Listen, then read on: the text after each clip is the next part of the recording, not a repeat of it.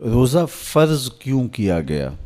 سویر سے لے کر شام تک سب کچھ ہونے کے باوصف بھوک اور پیاس میں وقت گزارنا اور میسر ہونے کے باوجود ایک گھونٹ بھی حلق سے نیچے نہ اترنے دینا، آخر اس میں کیا حکمت تھی؟ تو یہ بات اچھی طرح سے ہمیں سمجھ لینی چاہیے کہ یہ صرف کھانے پینے کو ترک کر دینا ہی نہیں ہے، بلکہ ان مقاصد جلیلہ کے حصول کے لیے روزہ رکھا جاتا ہے جو مومن کی زندگی کا مقصود ہے۔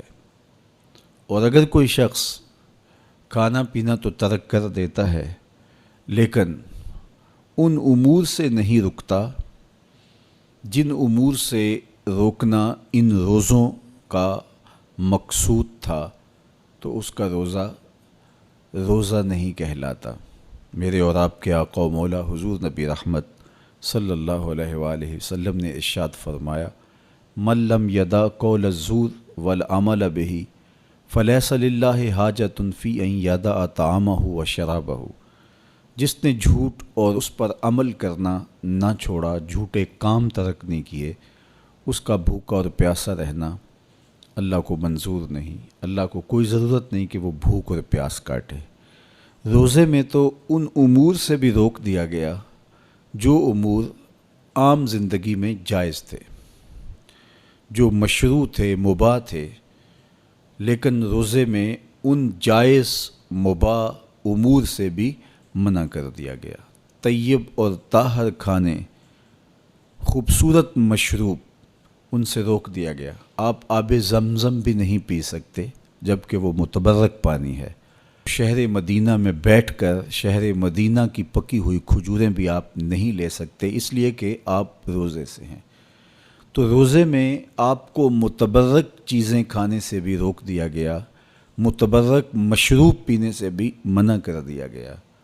تو مجھے بتائیے، جو رب آپ کو متبرک، مشروع اور پاکیزہ کھانوں سے بھی ایک مخصوص وقت کے لیے روک رہا ہے، تو جن امور سے عام زندگی میں شریعت اسلامیہ نے ہمیں منع کیا، ہمارے رب نے ہمیں منع کیا، تو اگر روزے کے دوران ہم وہ امور بجا لائیں تو پھر روزے کی مقصدیت حاصل نہیں ہوگی۔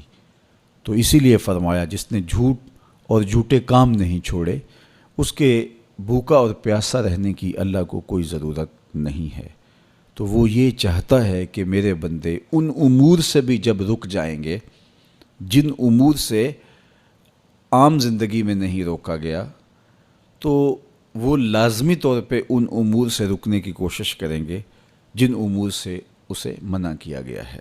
تو جب یہ چیز انسان کا فہم، انسان کی عقل اور انسان کی خرد طے کرتی ہے، تو پھر لا محالہ طور پہ رکنے کی عادت اس کے اندر تقوی کی نشأت کا ذریعہ بنتی ہے۔ آپ نے عمومی طور پہ دیکھا ہوگا کہ رمضان المبارک کا ماہ نور جب اختتام کو پہنچتا ہے، ہمارے سامنے عید کے 2-4 دن بھی یہ مشق رہتی ہے، اچانک کوئی مشروب آیا اور پینے لگے تو رک گئے، وہ کہیں ہمارا روزہ تو نہیں، لیکن پھر خیال آتا نہیں، ہم روزے تو نہیں ہیں، آج تو عید کا دن ہے، تو ہم پی لیتے ہیں۔ چونکہ پورا مہینہ دن بھر ہم مشروبات سے رکے رہے اور آج بھی دن کے اجالے میں ہمیں پانی دیا گیا تو ایک دم ہمیں جھجک پیدا ہوئی، لیکن پھر ہمیں یاد آیا کہ اب روزے بیت گئے ہیں اور میں روزے سے نہیں ہوں۔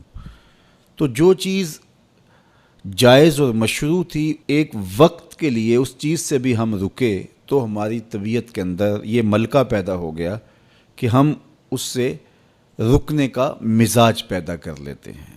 تو اگر ہم ان امور سے رک جاتے ہیں جن کو شریعت اسلامیہ نے منع کیا ہوا ہے، تو پھر دوبارہ جب اس کو کرنے لگتے ہیں تو پھر ہمارا ہاتھ بھی رکے گا، اور پھر ہم مستقل اپنے ہاتھ کو روک سکتے ہیں کہ ہاں میاں، یہ روزے میں بھی چیزیں منع تھی اور روزے کے بعد بھی یہ چیزیں ہمارے اوپر منع ہیں۔ تو ایک ملکہ پیدا ہو جائے گا ان امور منہیات سے رکنے کا، ان سے باز رہنے کا۔ تو گویا یہی تقوی ہے کہ جو اللہ جل شانہ نے ہمارے اوپر حرام کیا ہے اس سے ہم رک جائیں، جس کام کے کرنے کا حکم دیا ہے اس کام کو ہم بجا لائیں۔